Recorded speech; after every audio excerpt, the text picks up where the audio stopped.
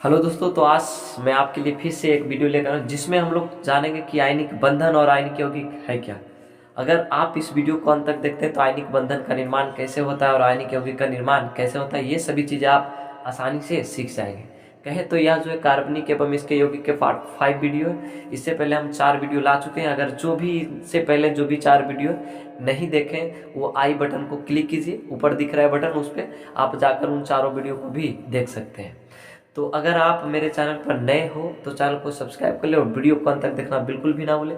अगर आप इस वीडियो को देखते हैं तो आयनिक बंधन और आयनिक यौगिक के जो भी गुणों हैं वो सभी चीज़ों के बारे में आप सीख जाएंगे। तो बिना देर करते हुए चलिए चलते हैं वीडियो की ओर।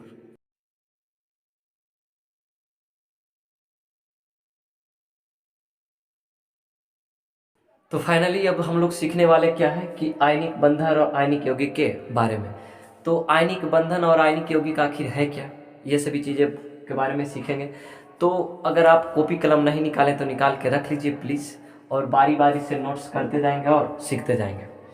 तो बहुत ही मज़ा आने वाला है इस वीडियो में आपको। अगर इस वीडियो देखते हैं तो इस वीडियो को देखने के फ़ायदे बहुत है कि सबसे पहले आयनिक बंधन कैसे निर्माण होता है ये सभी चीज़ सीख जाएंगे, और आयनिक यौगिक है क्या और इसके कौन कौन से गुण हैं ये सभी चीज़ें आप इस वीडियो में जानने वाले हैं। तो केवल वीडियो को अंत तक देखें। अगर वीडियो अच्छा लगता है तो अपने दोस्तों के पास भी शेयर करें और वीडियो को लाइक कर दें। तो चलिए सीखते हैं। सबसे पहले आयनिक बंधन के बारे में कि आयनिक बंधन है क्या।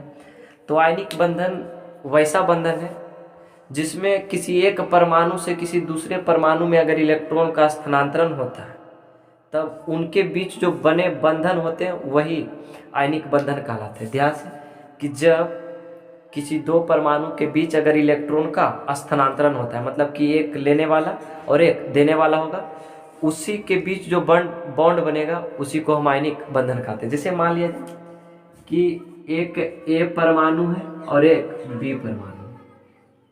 तो ए परमाणु जो है ये 2 इलेक्ट्रॉन का क्या किया, त्याग किया, और बी जो है ये दोनों इलेक्ट्रॉनों को क्या कर लिया, ग्रहण कर लिया। तो मतलब एक परमाणु से दूसरे परमाणु में इलेक्ट्रॉन का क्या कर रहा है, स्थानांतरण। मतलब ये दे रहा है 2 इलेक्ट्रॉन, तो ये 2 इलेक्ट्रॉन क्या कर रहा है, ले रहा है। तो जब ये इस तरह का जो बॉन्ड बनेगा इन दोनों परमाणु के बीच जो बंधन बनेगा वो क्या, कौन सा बंधन कहलाएगा, आयनिक बंधन। तो जैसे कि हम एक एग्जाम्पल समझते हैं कि आयनिक बंधन कब बनाएगा और कैसे समझेंगे कि यह इलेक्ट्रॉन का त्याग कर रहा है और कैसे समझेंगे कि इलेक्ट्रॉन का ग्रहण कर रहा है।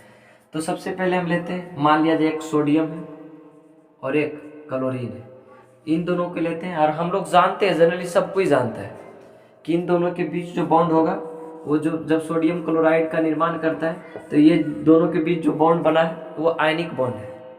तो कैसे आयनिक बॉन्ड बनाया और कौन इसमें किस पर धन आवेश होगा और किस पर ऋण आवेश होगा ये देखते हैं। तो सबसे पहले आपको अगर इलेक्ट्रॉनिक विन्यास आता है तब तो ठीक है, नहीं तो मैं उसका भी वीडियो बना चुका हूँ, आप आई बटन पर जाकर क्लिक करें, आप देख सकते हैं। तो देखिए जैसे सोडियम का परमाणु संख्या 11 है तो इसका इलेक्ट्रॉनिक विन्यास निकालेंगे 2 8 और 1। क्लोरीन का होता है 17, तो ये हो गया 2 8 7। अब कौन मतलब कि जो है सोडियम त्याग करेगा इलेक्ट्रॉन को, क्लोरीन त्याग करेगा, दोनों अगर आयनिक बंधन बना रहा है, आयनिक बॉन्ड बना रहा है, तो जाहिर सी बात है कि दोनों तत्वों में से कोई भी एक तत्व इलेक्ट्रॉन का त्याग करेगा और दूसरा ग्रहण करेगा। तब बात रहा कि सोडियम त्याग करेगा कि क्लोरीन त्याग करेगा, ये सीखना है। तो हम एक वीडियो में बताए थे, मतलब केमिस्ट्री का रामबाण में, कि जब किसी भी तत्व के परमाणु अगर इलेक्ट्रॉनिक विन्यास निकालते हैं तो अंतिम कक्षा में अगर 1, 2, 3 इलेक्ट्रॉन है तो वो क्या करेगा, त्याग करेगा। ध्यान से, किसी भी परमाणु के अंतिम कक्षा में या तो 1 इलेक्ट्रॉन या तो 2 इलेक्ट्रॉन या तो 3 इलेक्ट्रॉन है तो वह क्या करेगा, इलेक्ट्रॉन का त्याग करेगा, मतलब अष्टक पूरा करने के लिए।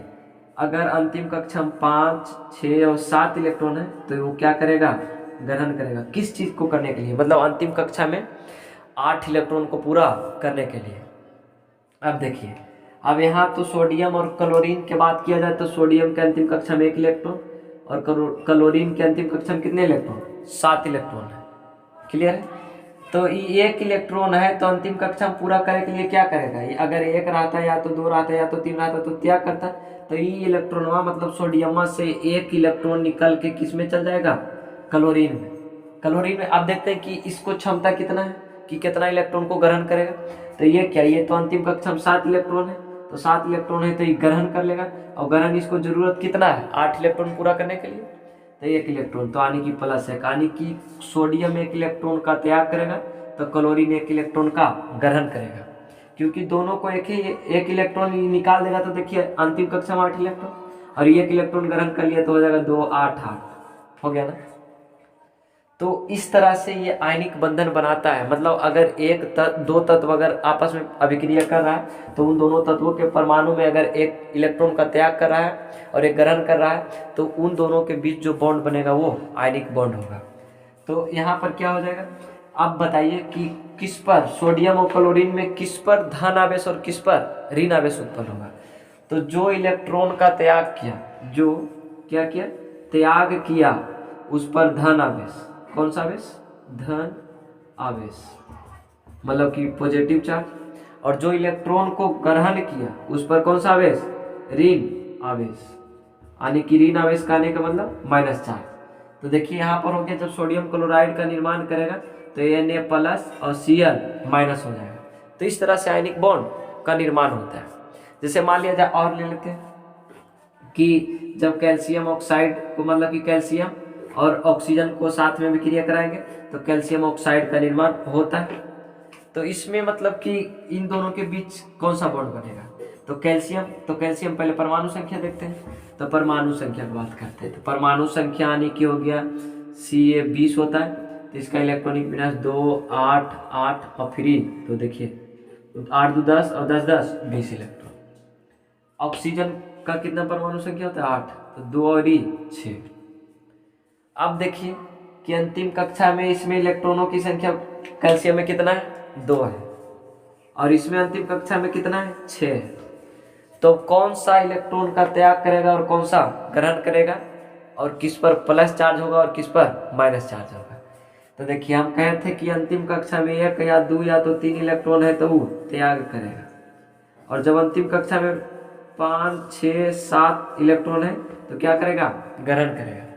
तो यहाँ पर देखने को 2 इलेक्ट्रॉन मिल रहा है तो क्या करेगा, त्याग करेगा, मतलब कि दे देगा किसको, ऑक्सीजन को, कितना इलेक्ट्रॉन, 2 इलेक्ट्रॉन।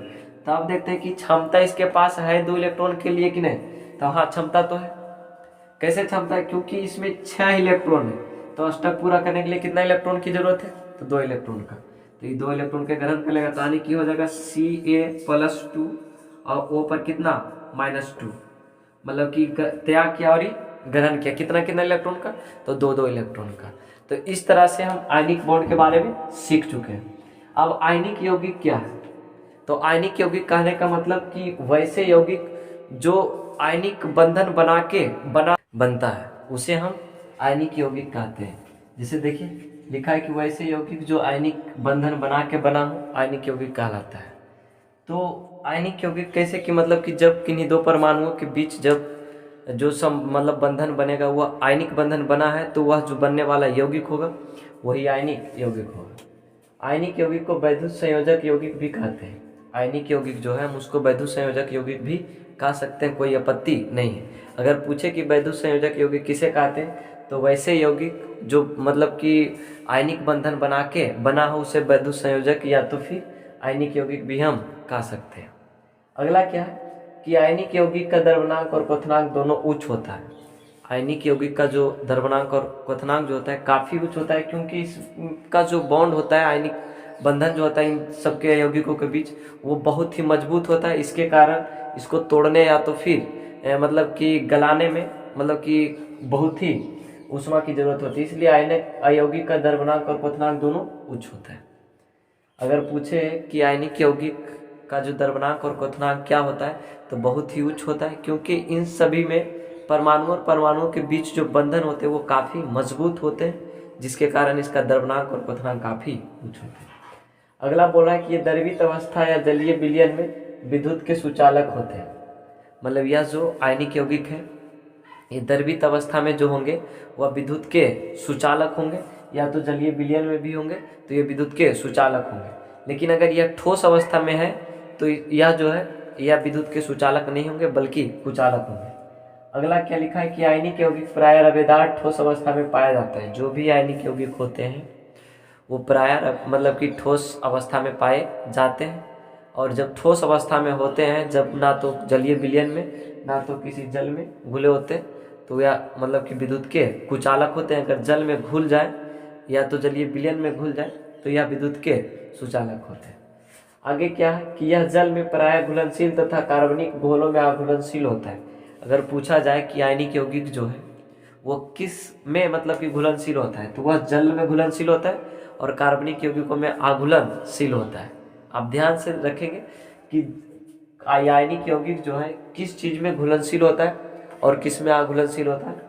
तो आयनिक यौगिक जो है जल में प्रायः घुलनशील होता है तथा कार्बनिक घोलों में अघुलनशील होता है, मतलब घुलता ही नहीं है और जल में जाकर घुल जाता है। यह जो आयनिक यौगिक है यह बहुत ही तेज़ी से अभिक्रिया करती है। अगर पूछा जाए कि आयनिक बंधन जो मतलब कि आयनिक यौगिक जो है वो मतलब इसकी अभिक्रिया की दर क्या है, तो ये बहुत तेज़ी से अभिक्रिया कर लेती है, मतलब कि यह बहुत तेज़ी के साथ रासायनिक अभिक्रिया में भाग लेता है और किसी से भी अभिक्रिया कर लेता है। तो मैं आशा करता हूँ कि आयनिक बंधन और आयनिक यौगिक के बारे में आप बहुत ही अच्छे तरीके से सीख चुके होंगे। आयनिक बंधन का निर्माण कैसे होता है और आयनिक यौगिक का निर्माण कैसे होता है, ये सभी चीज़ों के बारे में आप अच्छे से जान चुके होंगे। तो इसी तरह का वीडियो देखने के लिए मेरे चैनल को सब्सक्राइब करो और वीडियो को हमेशा अंत तक देखें, तभी आपको समझ में आएगा। तो अब अगले वीडियो का इंतजार करें, तब तक के लिए टेक केयर, धन्यवाद, जय हिंद।